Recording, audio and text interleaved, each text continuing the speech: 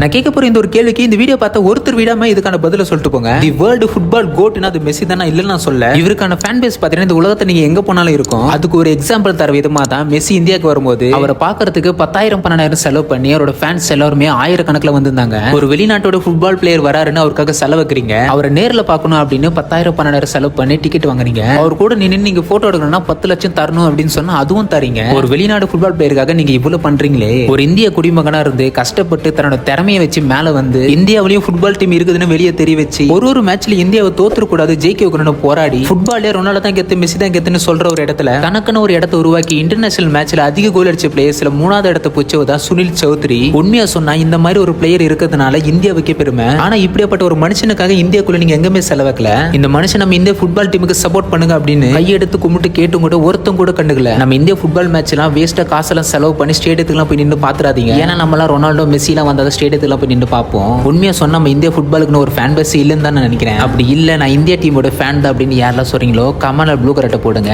பார்க்கலாம் எவ்வளவு பேர் இருக்கீங்கன்னு.